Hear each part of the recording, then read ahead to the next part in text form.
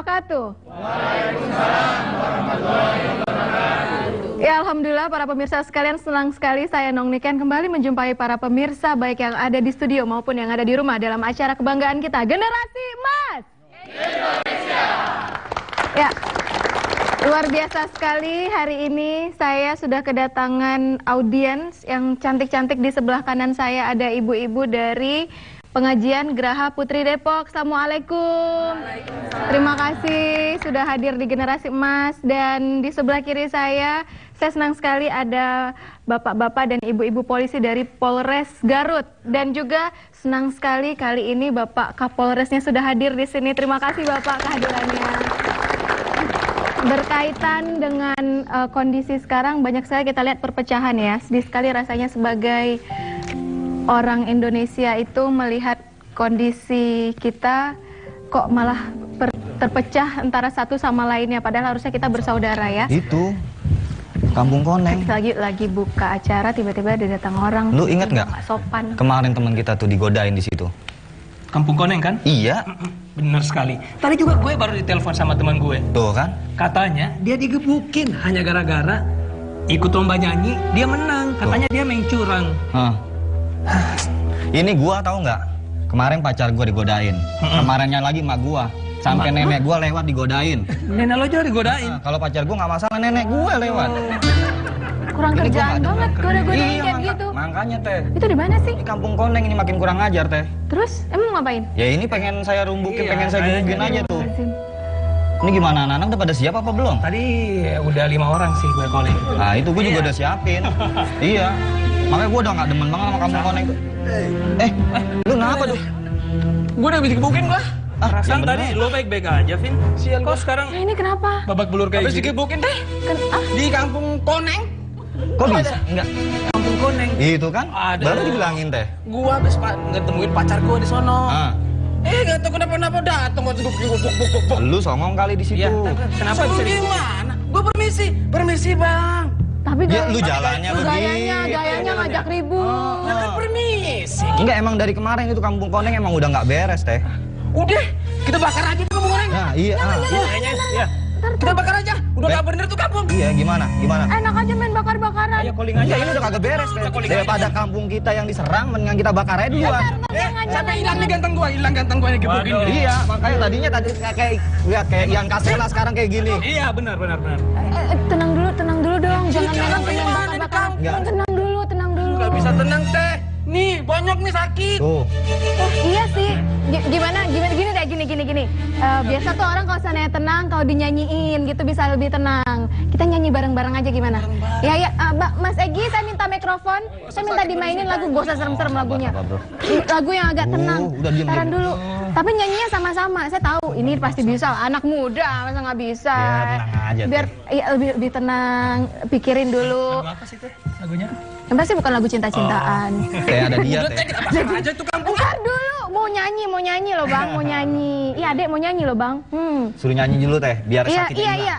Ayo, Mas Egi, musiknya Mas Egi. Tuh. Sabar. Ya udah, mending nyanyi bareng-bareng ya.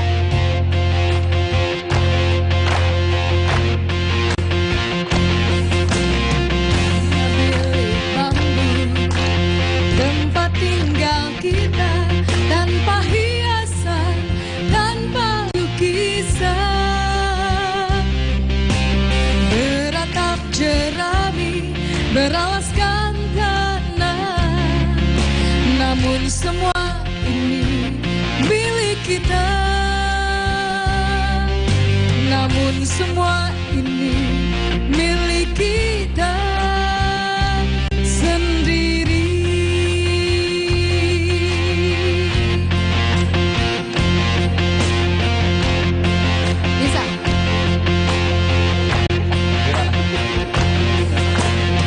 Hanya alang-alang pagar rumah kita, tanpa anyelir, tanpa melatih. Hanya bunga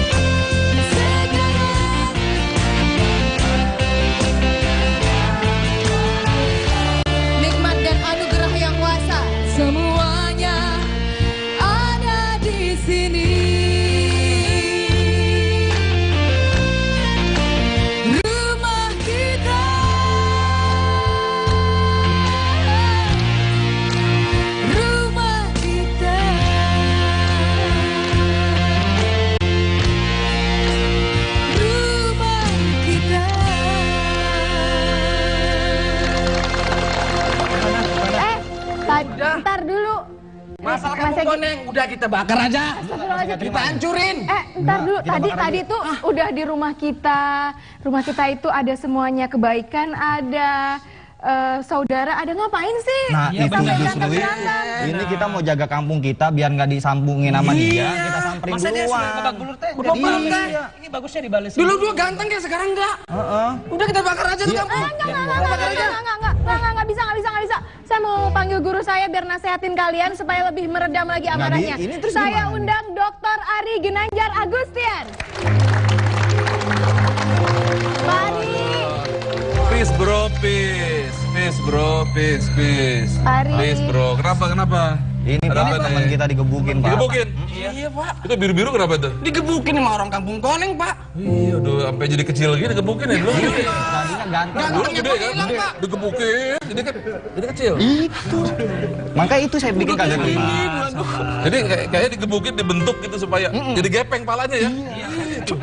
Waduh. Dari tadi Pak Ari saya udah coba nenangin, saya udah nyanyi. Biasa kan kata orang kalau nyanyi itu sedikit meredam amarah, iya. ya Terus? kan?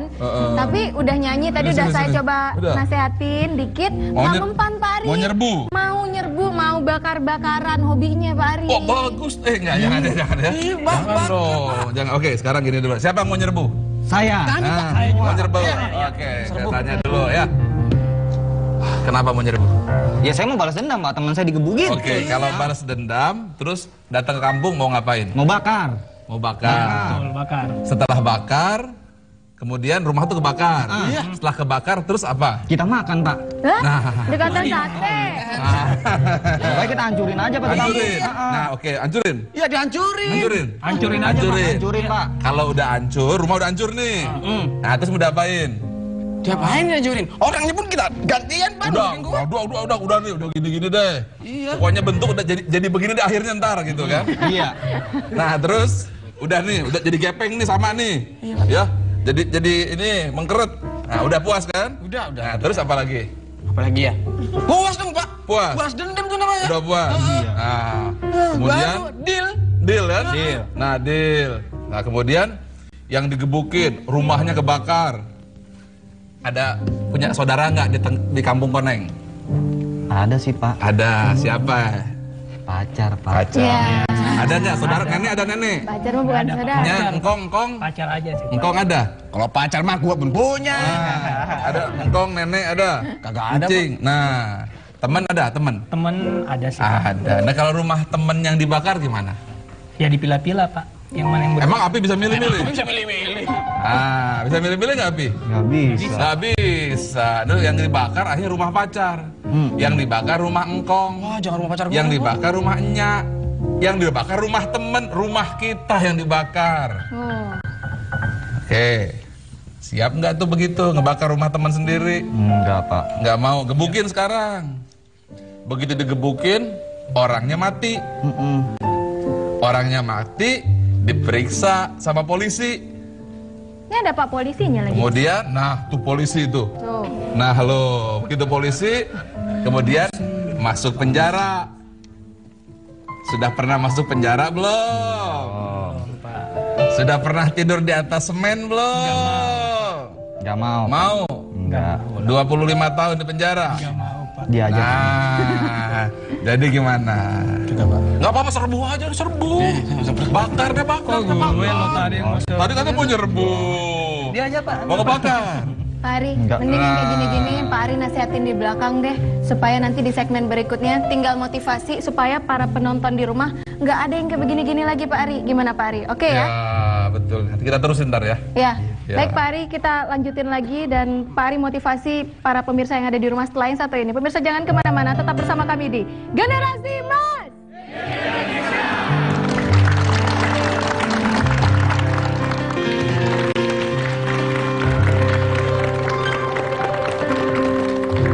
Ya, Pak Ari tadi di belakang udah sempat nasehatin kan?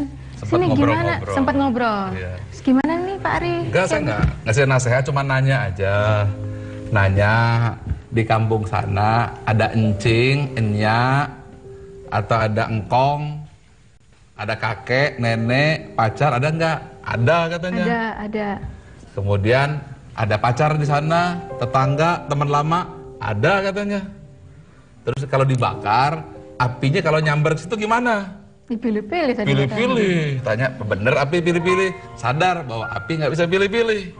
Nah itu. Terus kedua, saya nggak nasehatin, saya cuma tanya doang. Cuma tanya, kalau dibakar, ya, yang dibakar itu di dalamnya ada anak bayi. Anak kecil punya adik apa enggak? Punya. Nah kalau adiknya itu kebakar ketiban api, gimana? Tobat. Istighfar. Astagfirullah. Tobat. Kalau itu adik gimana? Gak bisa bayangin, Pak. Nah, Tapi sakit, Pak.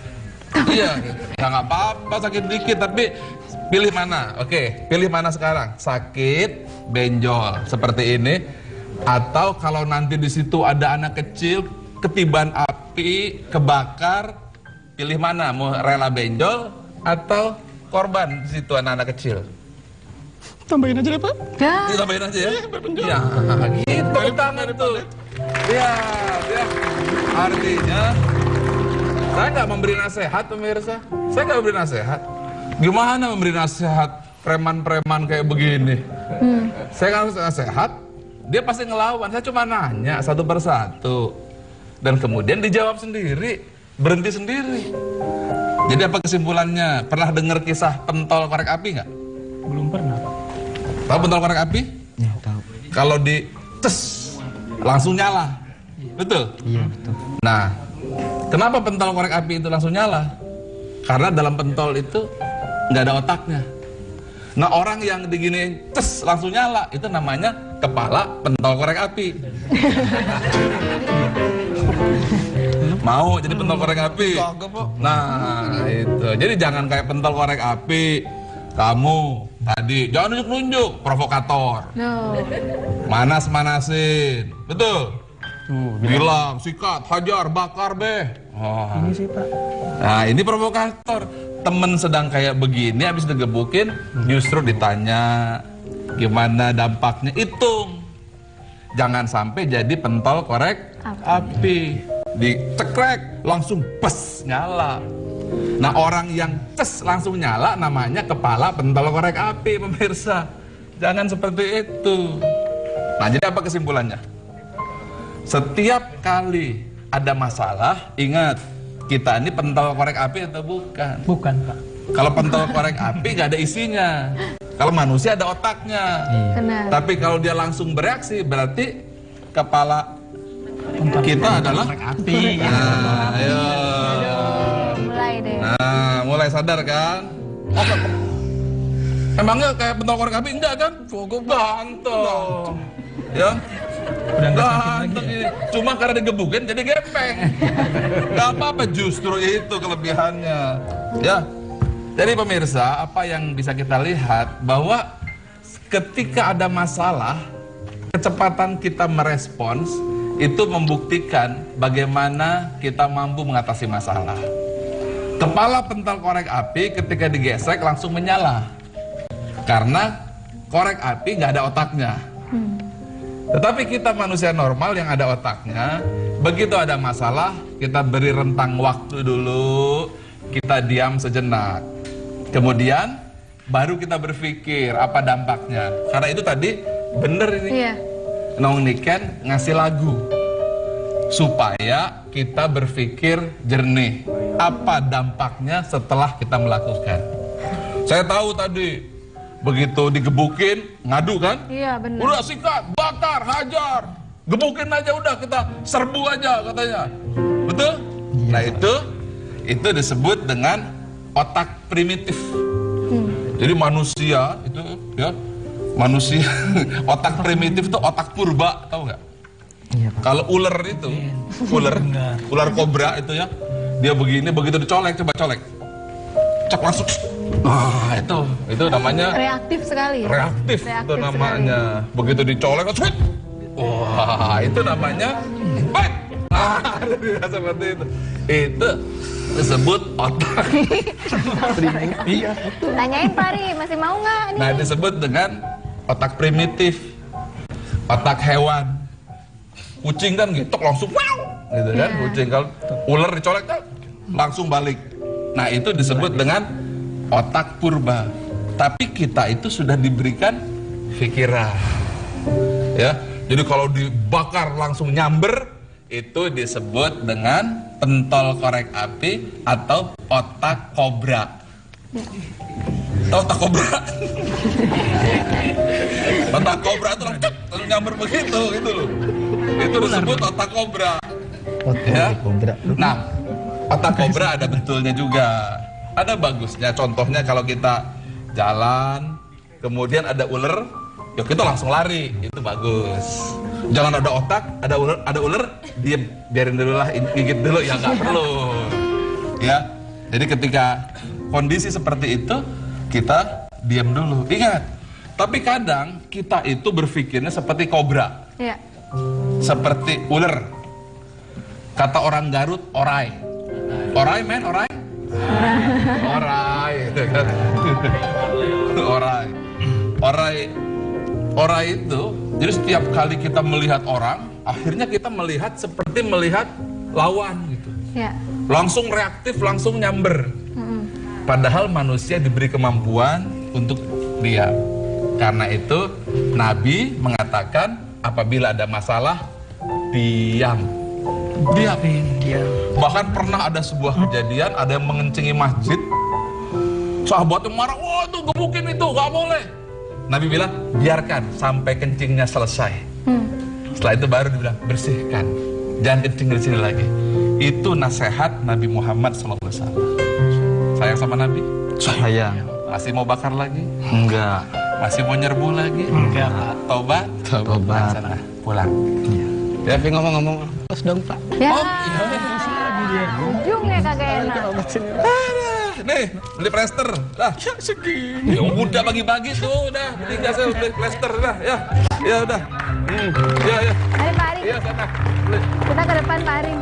Ngomong-ngomong soal konflik gini, Pak Ari, saya boleh nggak ngundang seseorang yang pernah berusaha menyelesaikan konflik di daerahnya? Yang aslinya. Yang aslinya. Yang ngadepin Nanti di bener. segmen berikutnya kita tanya-tanya banyak. Saya undang Bapak Kapolres Garut, Bapak AKBP Arif Rahman. Silakan Pak. Ya. Tentunya punya pengalaman yang ini real ya Pak Ari. Real pernah langsung turun ke lapangan menyelesaikan konflik pada saat itu. Tapi pembahasannya setelah yang satu ini. Pemirsa jangan kemana-mana, tetap bersama kami di Generasi Mas.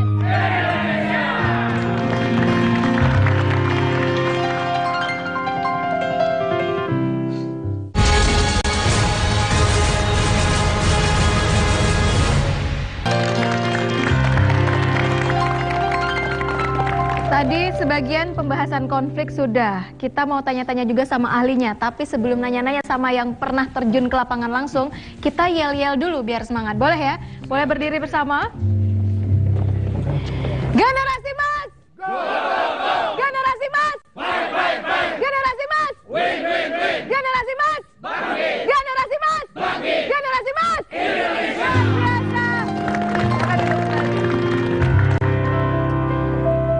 Pak Ari, saya mau langsung nanya sama yang pernah Langsung turun ya? ke lapangan Pak ya. Kapolres. Apa yang pernah Bapak alami di lapangan, Pak? Bener nggak kejadian yang kayak gitu tadi itu ada, Pak?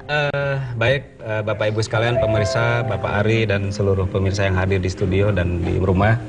Kami menyampaikan bahwa fenomena sosial yang terjadi seperti yang digambarkan oleh Bapak Ari dengan sangat sempurna. Saya sendiri kaget, luar biasa. Beliau sangat menjiwai dan betul. Jadi fenomena sosial yang terjadi sekarang adalah munculnya potensi konflik yang berawal dari hal yang bersifat sepele sebenarnya, Pak. Jadi dalam spiral konflik itu ada yang pertama adalah adanya structural strain atau ketegangan sosial dulu. Nah kemudian meningkat, terjadinya mobilisasi. Seperti tadi, mengajak rekan-rekan. mereka ya? Betul, mengajak rekan-rekannya, betul. Dan yang ketiga ada faktor pemicu atau triggering factor. Faktor pemicu ini adalah seperti tadi ada rekannya yang ditambah lagi ada yang dipukuli. Yang jadi sampai gepeng-gepeng gitu ya? Betul, Pak. Gitu ya? Kemudian ya terjadilah konflik yang terbuka. Nah tadi kami melihat bahwa itulah fenomena sosial potensi konflik yang terjadi belakangan ini di masyarakat. Dan kami tentunya setiap hari berhadapan dengan itu, Pak. Ya. Agak serem ya Pak Ari gitu ya. Dan permasalahannya kejadian seperti itu di Jakarta setiap hari.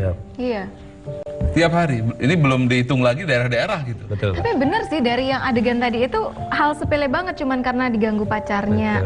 Emang nggak bisa diselesaikan secara baik-baik, duduk dengan kepala dingin gitu ya? Apa orang-orang sudah kehilangan hal seperti itu sehingga lebih mengedepankan adu kekuatan mungkin? Ya ini karena memang masyarakat kita hanya mengandalkan kecerdasan intelektual. Oke. Ketika tadi saya tanya, itu adalah metode coaching gitu. Coaching itu bagaimana menggali supaya dia memutuskan sendiri dengan kesadaran dia sendiri. Saya tanya kan, tadi saya tidak nasihati, saya tanya aja. Sampai dia, oh iya itu ada keluarga saya. Oh iya, kalau begitu gimana? Ketika oh iya, maka kesadaran diri dimunculkan.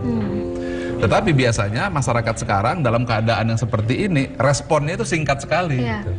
Harusnya kan yang normal responnya dihitung dulu 1 menit, 2 menit, 3 menit, 4 menit, 5 menit gitu. Ini dalam waktu sekian detik dia berespon. Nah itu yang mengakibatkan jadi pemicu gitu Pak Kapolres ya. Betul. Iya. Ini mengenai visual di belakang kita, ini kebersamaan teman-teman di Polres Garut. Garut. Itu Pak Kapolres. Kapolres itu. Iya. Tepuk tangan Pak Kapolres Tepuk tangan Garut. dulu dong. Itu setiap hari seperti itu Pak. Betul. Baik, kami sampaikan kepada pemirsa semua bahwa kami dari Polres Garut ini adalah suatu momentum yang sangat sempurna bagi kami dan terima kasih khususnya kepada Bapak Ari Ginanjar. Tepuk tangan rekan-rekan untuk Pak Ari.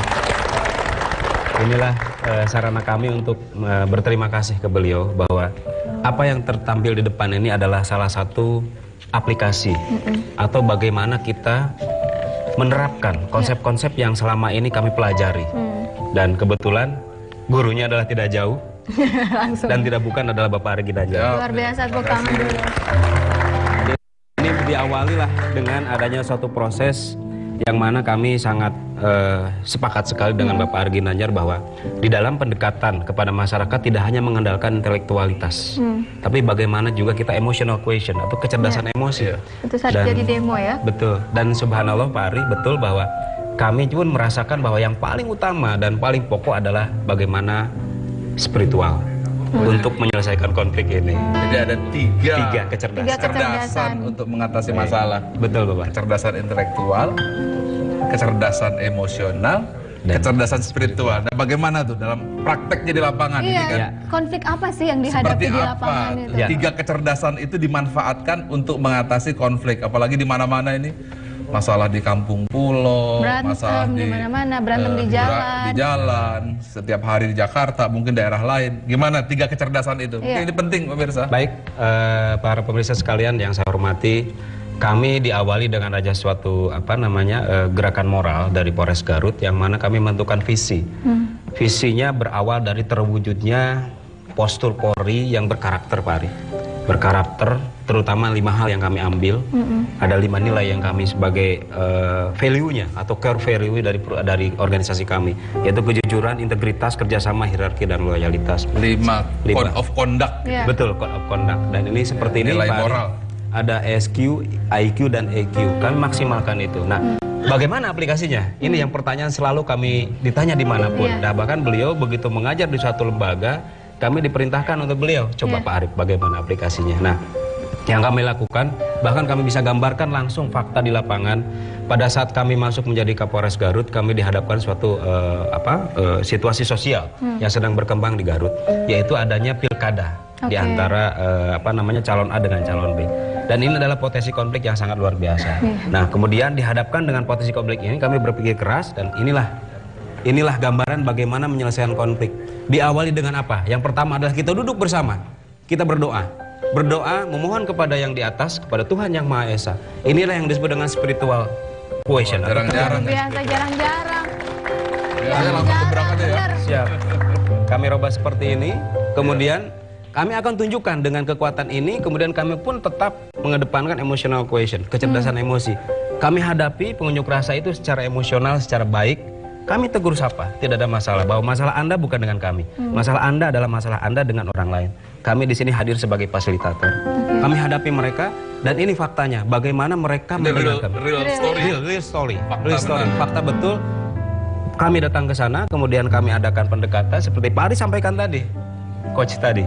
Kita coach, kita ajak mereka ngobrol, tapi ini suatu praktek yang luar biasa dan kami ingin mempraktekkan ilmu ini. Kami duduk, kami bersilah dan kami sampaikan Asmaul Husna di situ. Subhanallah. Ini faktanya. Kami sampaikan Asmaul Husna. Secara emosional mereka terbawa. Setelah terbawa, kemudian mereka merasa attach dengan kita, bahkan malu akhirnya. Malu Pak katanya. Pak polisi nak itu akhirnya masih izin itu malu. Duduk mereka. Ini fakta. Tidak dengan pentungan, tidak dengan peluru, tidak dengan garis air mata, tapi dengan Malah duduk ya? Malah duduk. Jarang-jarang loh Pak Ari ngeliatin gitu. Biasanya malah pakai apa tuh? Yang Gas air mata. gas air mata sama yang tameng ya. Tameng. Gitu. Tapi bagaimanapun juga aspek intelektualitas tetap kita kedepankan, yaitu kita tetap mempersiapkan peralatan-peralatan yang diperlukan seperti tadi ada dan sebagainya. Demikian. Baik Pak Ari, ini artinya ada keterkaitan antara tiga kecerdasan yang Pak Ari sebutkan tadi. Tapi Pak Ari jelaskan setelah yang satu ini. Pemirsa jangan kemana-mana, tetap bersama kami di Generasi Emas Indonesia.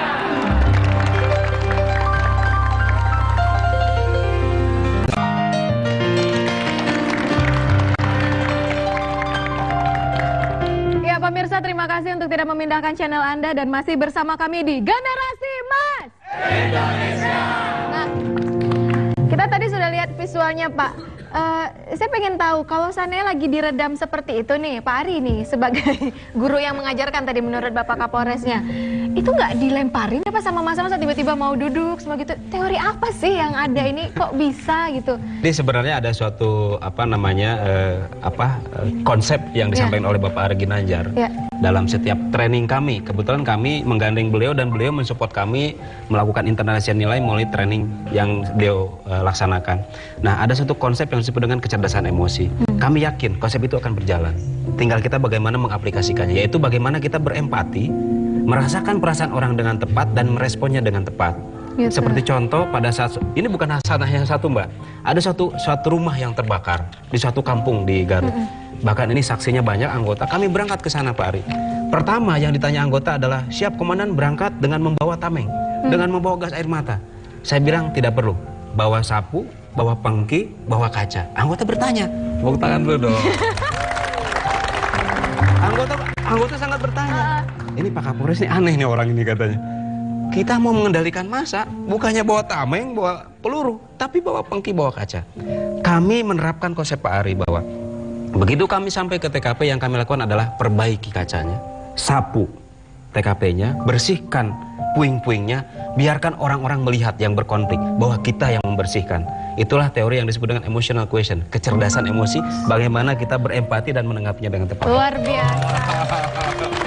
Sudah jadi trainer emosional intelijen Pak Kapolres Garut ini. Sebenarnya apa sih Pak yang emosional, spiritual, intelijen itu gimana sih maksudnya? Kalau kecerdasan intelektual kan berpikir logika, berpikir linier, intelektual. Sedang kecerdasan emosional adalah kemampuan untuk merasa.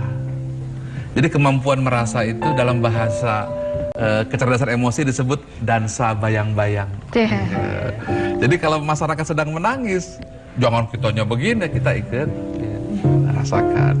Terus masyarakatnya dansa ke sebelah kiri, kita dansa ke sebelah kiri.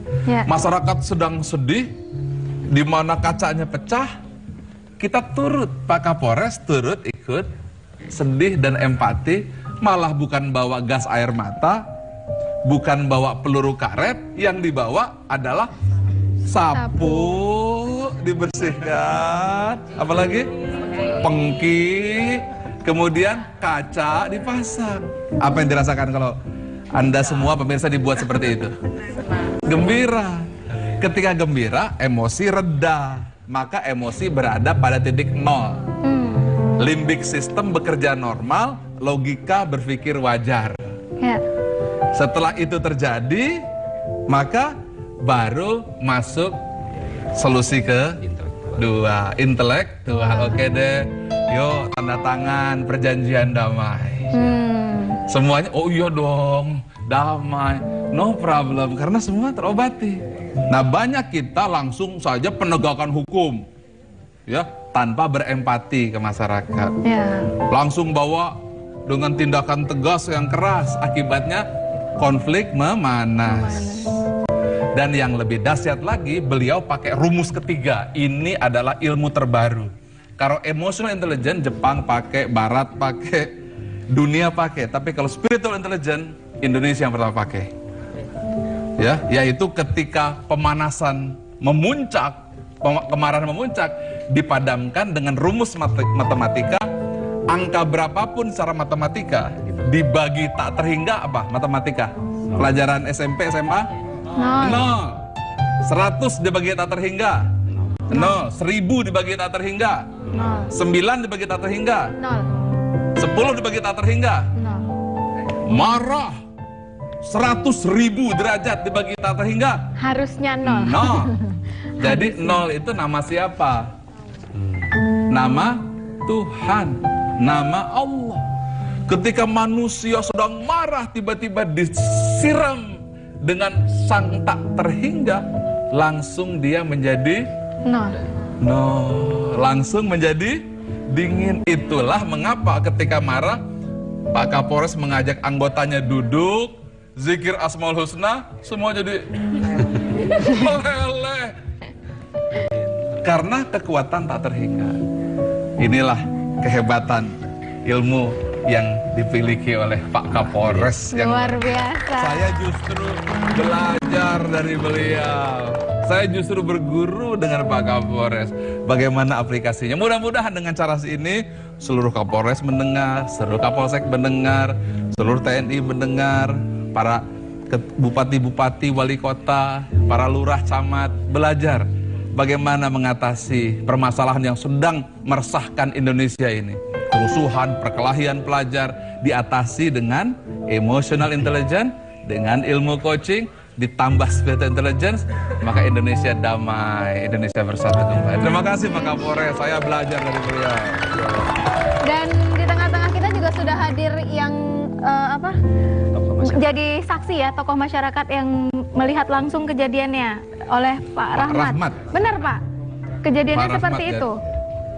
Assalamualaikum warahmatullahi wabarakatuh. Waalaikumsalam. Nama saya memang Rahmat. Usia saya sampai hari ini adalah lumayan, Ya. 55 tahun. Jadi mungkin sepanjang 55 tahun ini sebagai warga Garut, cukuplah buat saya punya pengalaman. Lebih dari 10 Kapolres yang saya rasa tahu, saya mengenalnya karena saya asli Garut. Ada sesuatu yang istimewa ketika Pak Arif Rahman menjabat Kapolres di Garut. Saya mengalami sendiri 3 peristiwa. Jadi yang pertama, katanya di Garut ada pergantian Kapolres. Karena saya juga di sini adalah pengusaha yang ada hubungannya dengan bahan bakar minyak BBM. Jadi koordinasi itu harus ada. Ya. Kelangkaan ataupun melonjaknya harga itu jadi masalah di daerah. Nah, saya waktu itu dekat dengan Pak Kapolres itu bukan karena urusan itu. Justru waktu pagi-pagi saya lewat kantor Kapolres. Memang dari dulu saya itu takut sama polisi. sama Pak. Polisi itu angker. Iya benar. Kalau di depannya ada pabrik dodol, oh itu pabrik dodol. Depannya ada kantor Kapolres, pabrik tempeleng gitu. Saya lewat kantor Kapolres ada suasana yang berbeda. Ya. Jadi pagi-pagi saya lewat di situ terdengar sayup-sayup, sekalipun itu tahu bahwa itu bukan asli, itu dari CD. Ada Asmaul Husnanya Pak Ari di situ. Saya lewat di sana Pak. Lantunan-lantunan seperti itu rasanya indah. Ada di ruang angker seperti kantor polisi. Kalau kita lewat di surau-surau itu sudah hal biasa dan tidak istimewa. Tapi saya terbelenggu pikiran saya dengan masa lalu saya. Saya percaya dengan polisi dengar itu baru 25%. Nah, ini satu hal yang wajar dilaksanakan oleh Kapolres baru.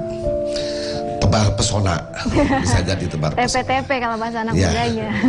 Nah, sebulan kemudian sampailah pada hari kelahiran saya, di mana hari kelahiran itu biasanya identik dengan berakhirnya juga usia SIM, surat izin mengemudi. Ya. Itu kan tidak bisa dinyuruh ke siapa-siapa.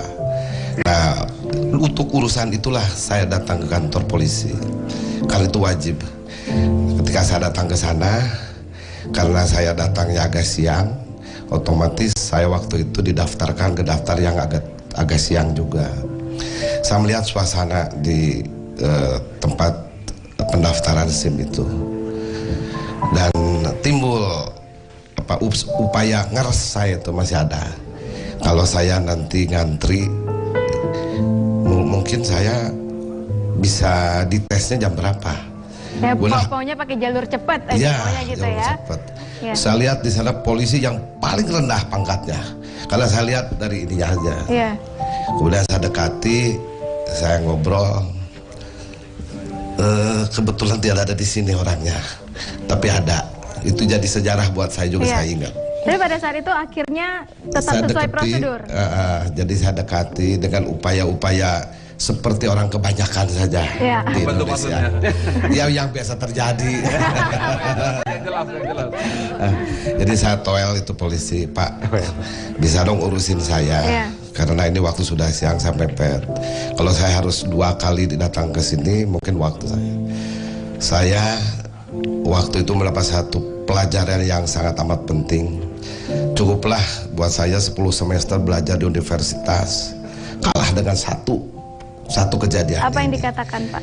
Jadi dia mengatakan dengan bahasa santun, dengan seragam polisi yang sudah lusuh, dia ngomong ke sini. Dia tidak ngomong, cuma dia menunjuki satu tulisan, mungkin tulisannya Pak Kapolres. Itu satu tamparan buat saya, karena saya usia 55 tahun. Dan saya boleh dikata di Garut itulah tokoh gitu. Ditunjuk kepada satu tulisan di sana, tidak melayani percaloan. Wow. Luar biasa. Semoga ini jadi inspirasi dan Pak Ari boleh berikan motivasi untuk kita semua setelah yang satu ini, agar masyarakat semua bisa mengambil hikmah dari cerita Pak Rahmat tadi. Baik pemirsa, jangan kemana-mana, setelah yang satu ini tetap bersama kami di Generasi Mas.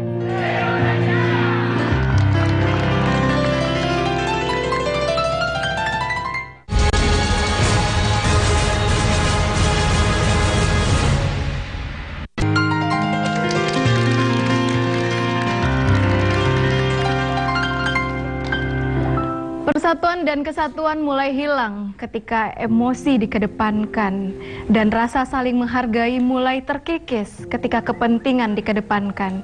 Mari sama-sama kita dengarkan motivasi agar lebih membuat kita sadar bahwa seharusnya masyarakat Indonesia harus kembali kepada fitrahnya. Saya serahkan kepada Dr. Ari Ginanjar Agustian. Silakan Pak Ari. Terima kasih Pak Niket. Luar biasa. Coba bayangkan fenomena yang terjadi di Polres Garut ketika seorang pengusaha yang sukses di sana, dia mengatakan, saya tidak mau bolak-balik ke kantor Polres ini untuk urusan SIM. Ini saya kasih uang. Kemudian polisi yang berbaju lusuh karena yang pangkatnya rendahan, tiada kata, dia hanya menunjuk. Ketika dibaca, tidak ada percaloan di sini. Siapa yang melihat? Dari mana timbulnya ini semuanya? Terbukti bahwa spiritual intelligence, bahwa kesadaran spiritualitas adalah kunci untuk mengatasi permasalahan bangsa. Di mana permasalahan bangsa kita bermuara dari permasalahan karakter. Mari pemirsa, kita semua bermimpi.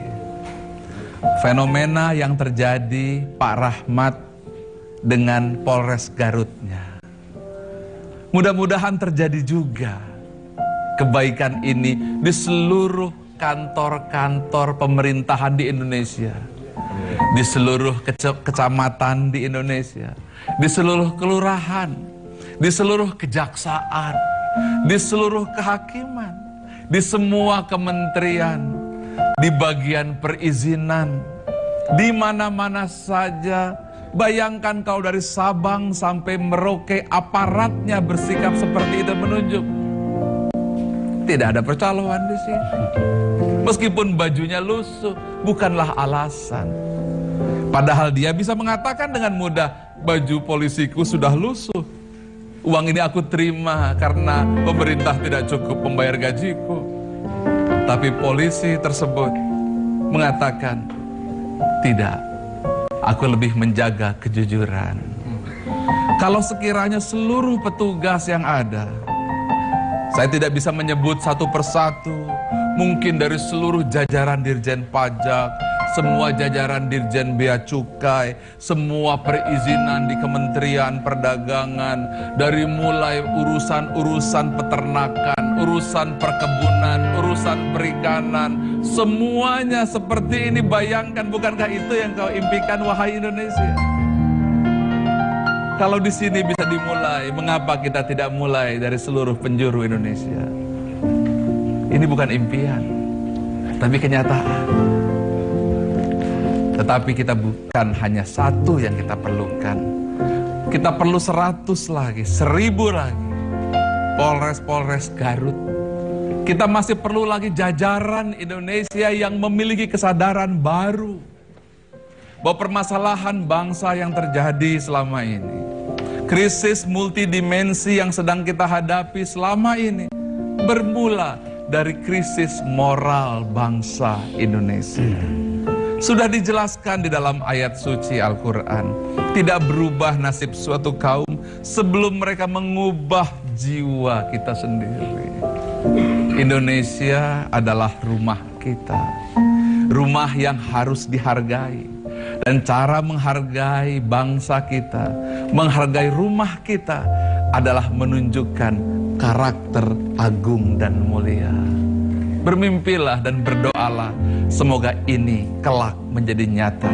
Kisah ini semoga akan menginspirasi semua aparat-aparat di penjuru Indonesia. Bukan hanya aparatnya, tapi rakyatnya pun malu untuk menyogok petugas di ujung sana. Karena Indonesia adalah rumah kita. Indonesia adalah tanah air kita. Kita mulai dari diri sendiri yang menyaksikan, menyebar ke seluruh Indonesia, hingga tercipta rantai pusaka Indonesia yang sejahtera, damai, kebanggaan orang tua, kebanggaan seluruh bangsa Indonesia. Tanah airku tidak kulupakan,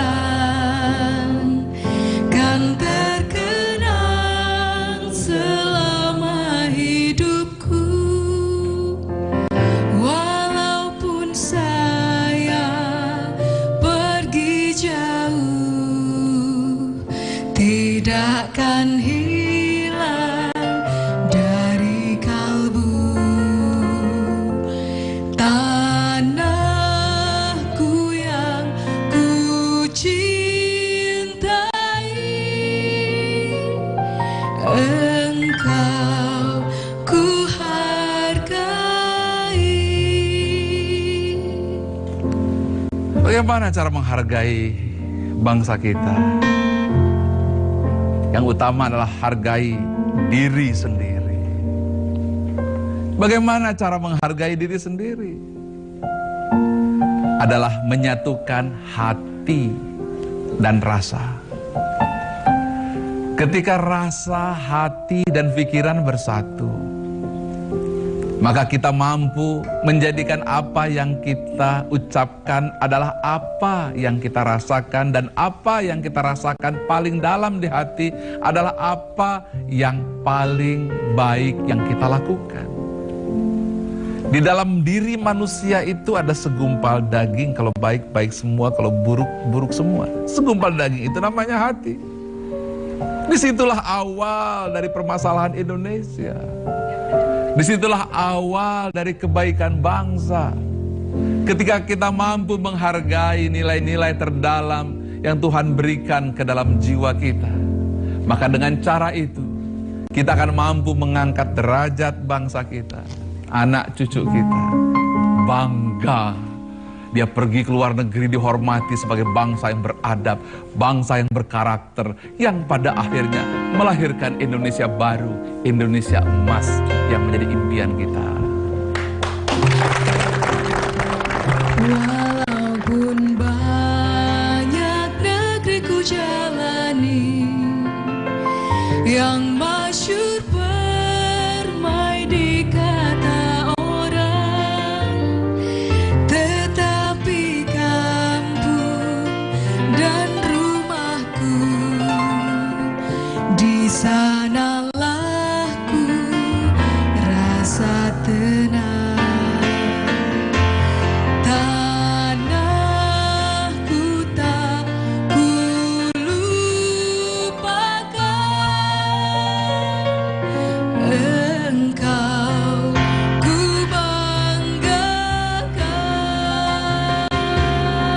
Saya menyentuh kepada hati terdalam segenap penjuru Indonesia, seluruh anak-anak bangsa.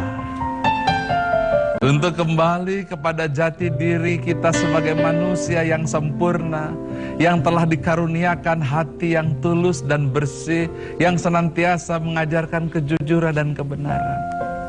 Saya tahu mungkin banyak pegawai negeri yang bajunya lusuh, atau mungkin polisi yang bajunya lusuh, atau mungkin kita yang sudah tidak punya harta yang cukup. Tapi itu semua tidak menjadi alasan untuk membuat kita hancur secara harga diri, yang membuat kita merelakan kita kehilangan harga diri kita. Mungkin kita kelaparan, mungkin kita kekurangan, tapi jaga potensi terbaik, yaitu harga diri, karena kita punya karakter, kita moral yang mulia, yang senantiasa kebanggaan para malaikat yang membuat bangsa kita bangkit. Percaya, kalau ini kita miliki, bangsa kita akan jaya sejaya-jayanya.